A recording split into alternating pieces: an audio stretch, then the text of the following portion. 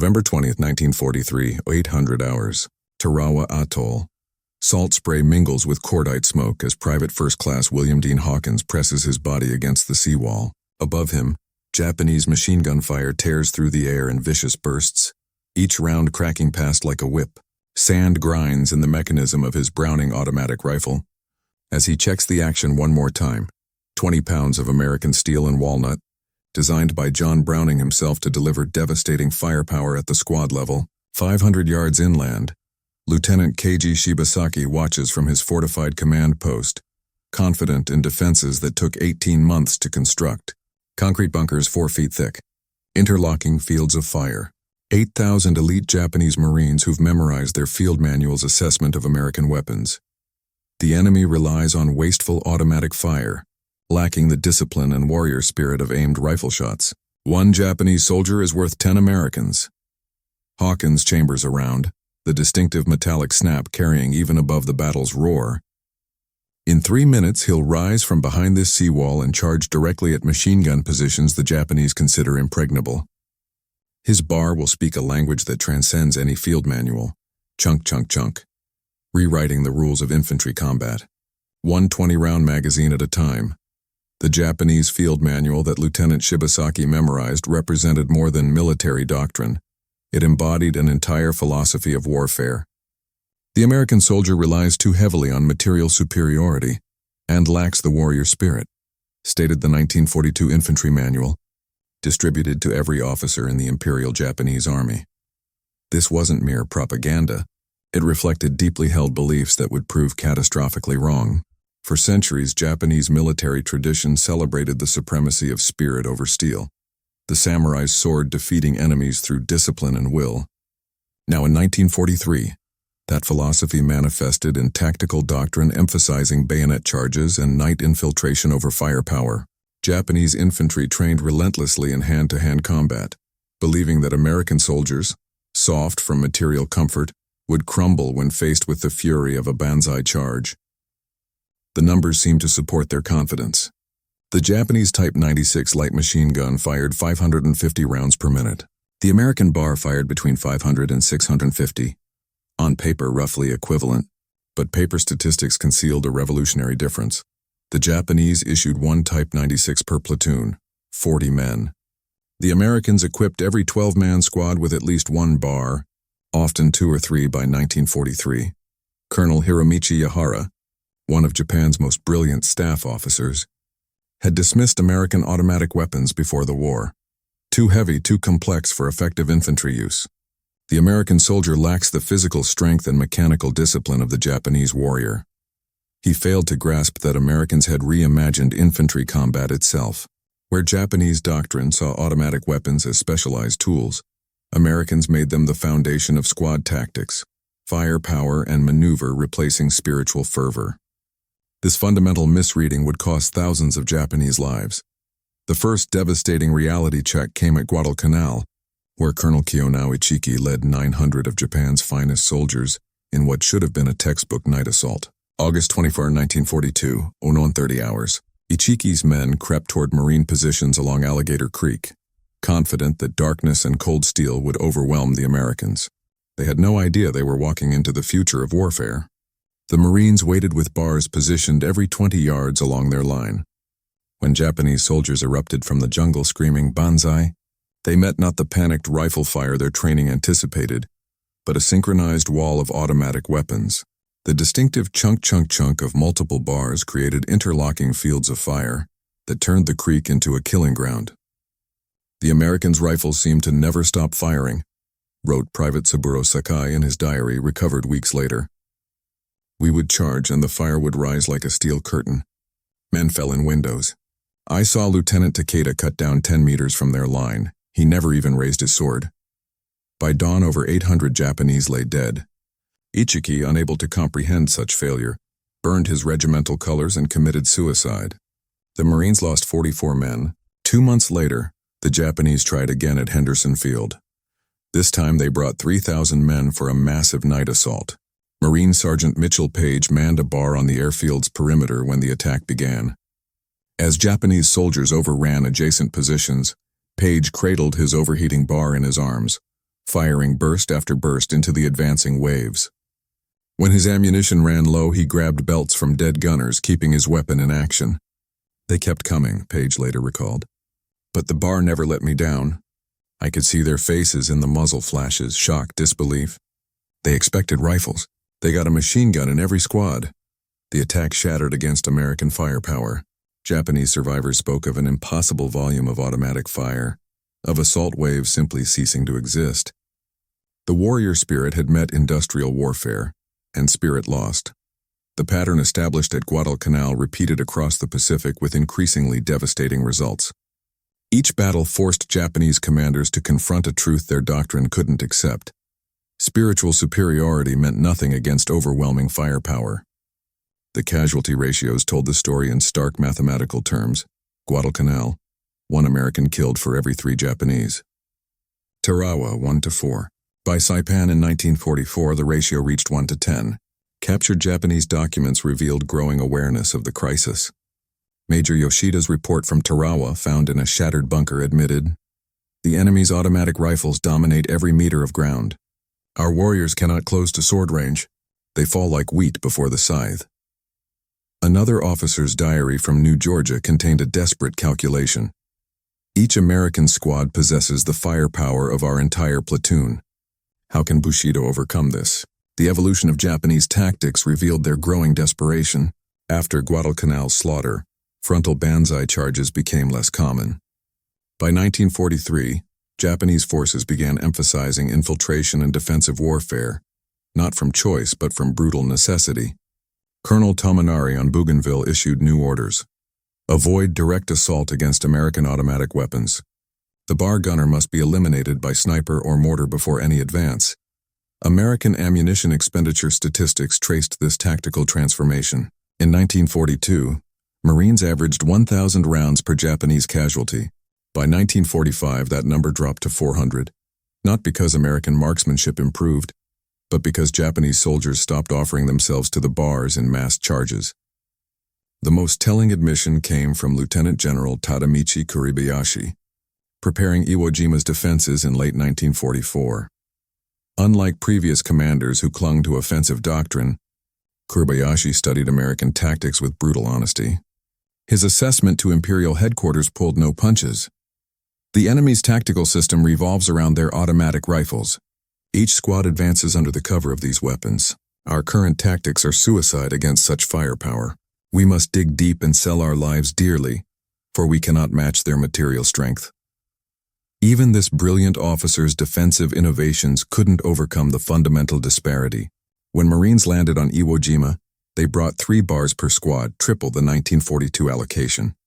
The island's conquest required 26,000 American casualties, but cost Japan 20,000 dead from a garrison of 21,000. The bar had transformed Pacific warfare from clash of warriors to industrial slaughter, and Japanese military tradition had no answer. Kuribayashi's recognition of American material superiority stemmed from understanding what the bar represented.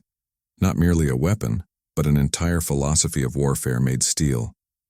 John Moses Browning designed the bar in 1917 with 3 principles: absolute reliability, sustained fire capability, and squad portability.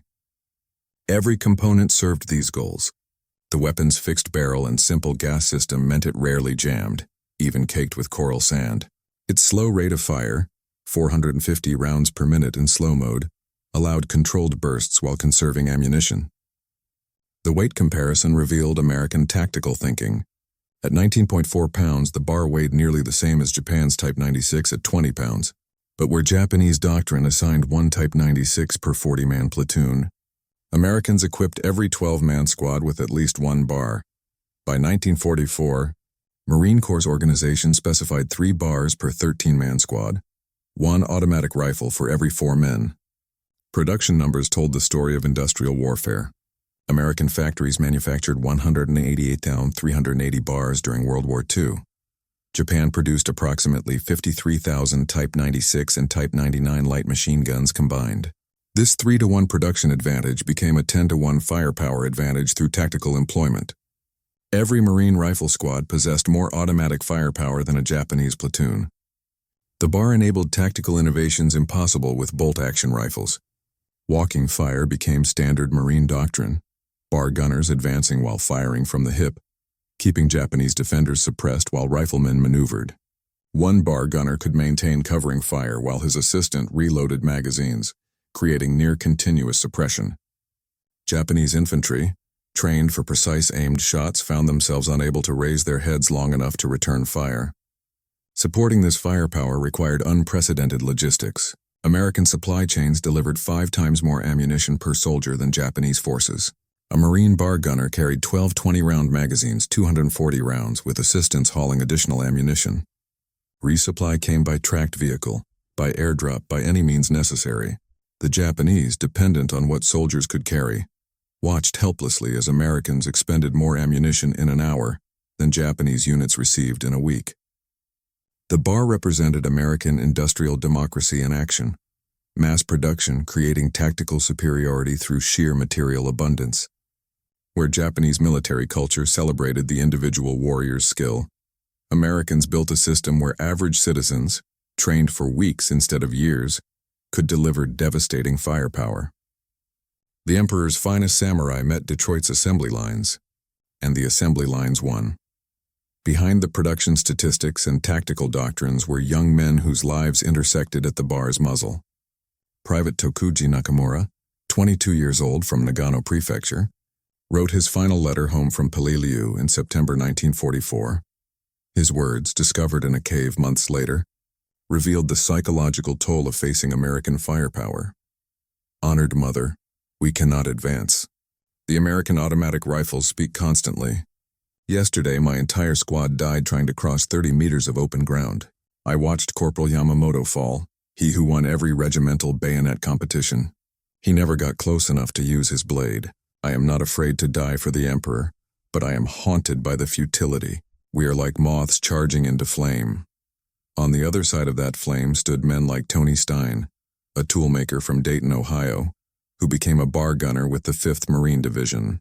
On Iwo Jima, February 19, 1945, Stein modified his weapon with an improvised handle from a wrecked aircraft, creating what he called his stinger. When Japanese forces launched a desperate counterattack against his company's position, Stein stood exposed on a ridge, pouring fire into the advancing enemy. I could see their faces, he wrote to his wife before his death 10 days later. Young kids screaming, running straight at us. The bar bucked in my hands like something alive. I must have fired 1,000 rounds that day. They kept coming and I kept shooting. What else could I do? Let them overrun my buddies. But Christ Joan, their faces. The human cost extended beyond combatants. A Japanese medic's diary from Okinawa, found by Marines in May 1945, documented the breakdown of battlefield mercy. We cannot even retrieve our wounded. The American automatic weapons create a zone of death extending 50 meters from their lines. Private Sato has been calling for water since dawn. He lies 20 meters away but might as well be on the moon. We can hear him growing weaker. The bar fire never stops long enough for rescue. Decades later, Hiru Onoda, the Japanese soldier who continued fighting until 1974, reflected on the moment he truly understood Japan's defeat. It wasn't when I heard about the atomic bombs or the Emperor's surrender. It was on Lubang in 1945 watching American patrols. Every soldier carried ammunition like a pack mule. Their rifles never seemed to run empty.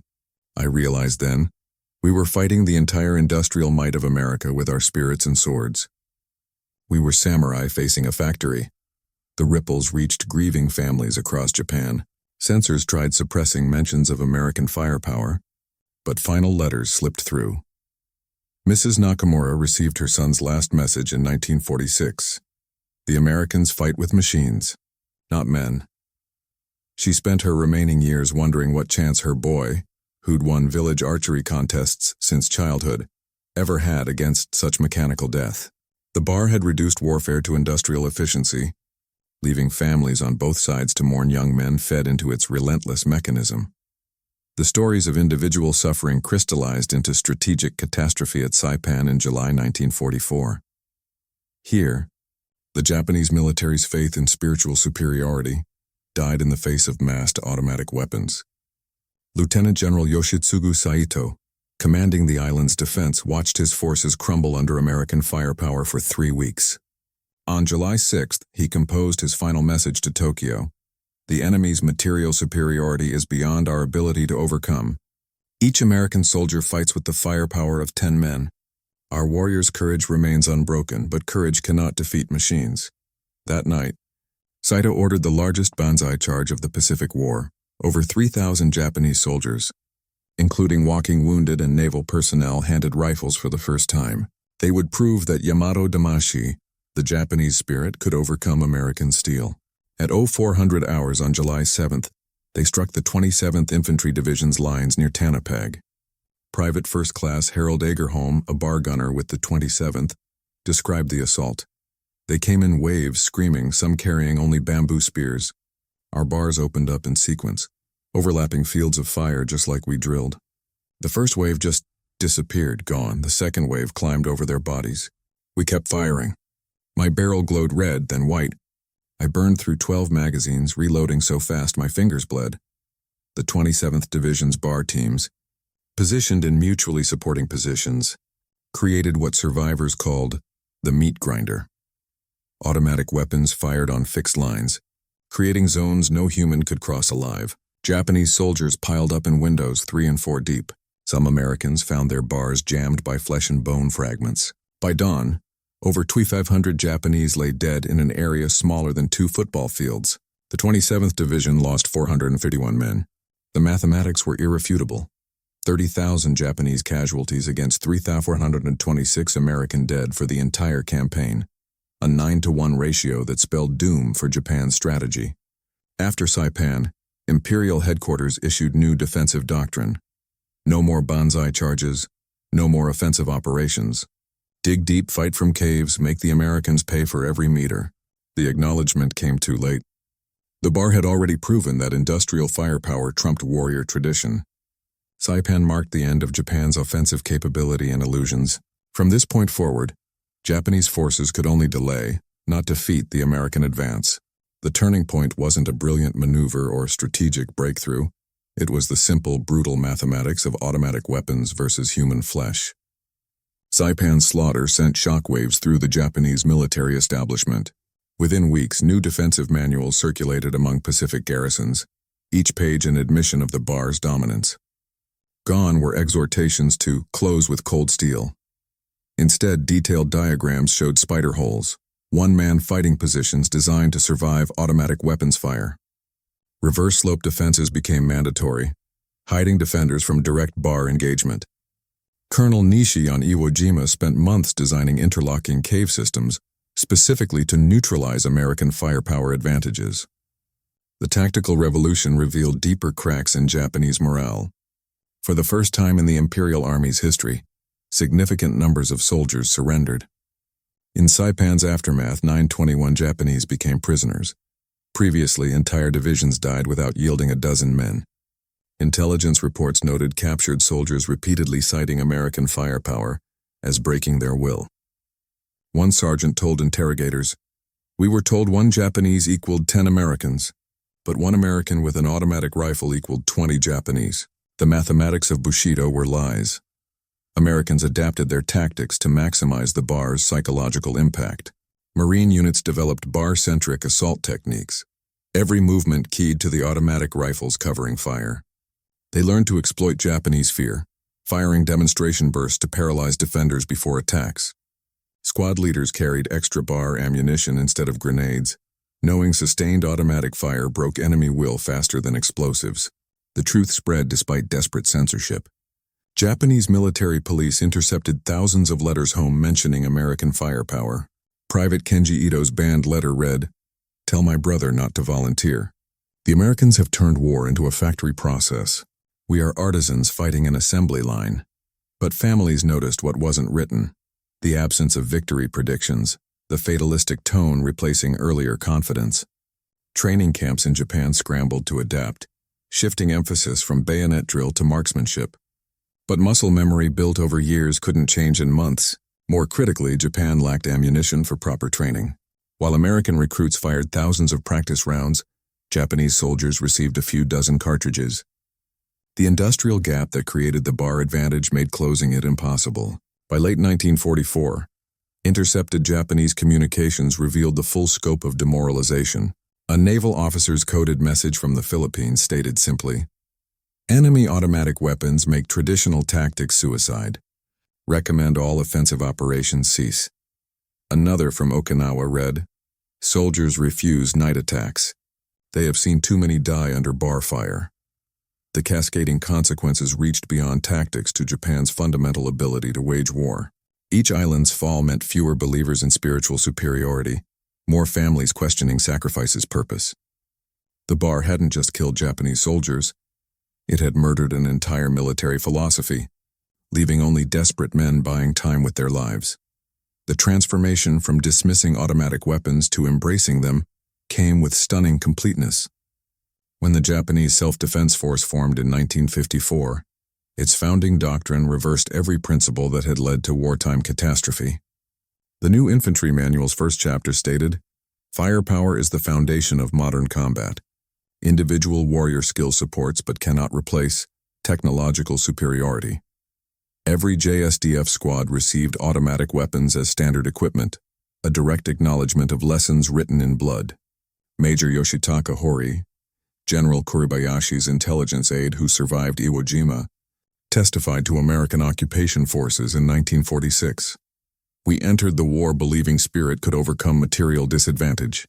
We learned that spirit without adequate weapons merely creates heroic corpses. The bar taught us that war had become an industrial equation. We multiplied courage by zero firepower and got zero results." The human dimension of this transformation emerged at veterans' reunions decades later. In 1985, former Marine bar gunner Mitchell Paige met Toshio Tamura, who'd survived the banzai charge Paige helped stop at Guadalcanal. Tamura bowed deeply and said, "Your automatic rifle saved my life. It killed my comrade so quickly that I realized the futility and took cover. Without that terrible demonstration, I would have continued charging to pointless death." Paige, fighting tears, responded, "I've carried those faces for 40 years. Knowing even one man lived because of that horror brings some peace." Japanese military historians spent decades analyzing the tactical failure. Professor Saburo Hayashi's definitive study concluded, "The Imperial Army's greatest defeat was not losing battles, but failing to recognize that warfare had fundamentally changed. We prepared for the last war while Americans prepared for the next." The bar represented not superior weapons but superior thinking about war itself. Modern Japanese military doctrine bears no resemblance to its World War II predecessor. Technology, firepower, and industrial capacity form its foundation. When JSDF units train with American forces, they bring equal or superior automatic weapons. The transformation is complete, from mocking automatic rifles as wasteful to recognizing them as essential. The final statistics tell the story's end. 2.1 million Japanese military deaths against 111,606 American combat deaths in the Pacific. A 19-to-1 ratio that spelled out firepower's dominance in letters of blood. The bar didn't win the Pacific War alone, but it symbolized why Japan lost. The collision between 19th century military philosophy and 20th century industrial warfare.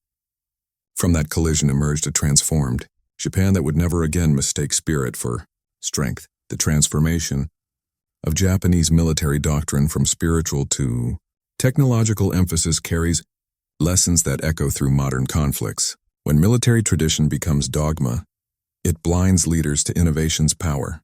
The Imperial Japanese Army's faith in bushido wasn't wrong. It was obsolete. Their warriors possessed courage equal to any in history, but courage without competitive weapons merely guaranteed heroic death. Today's military forces studying asymmetric warfare recognize this pattern.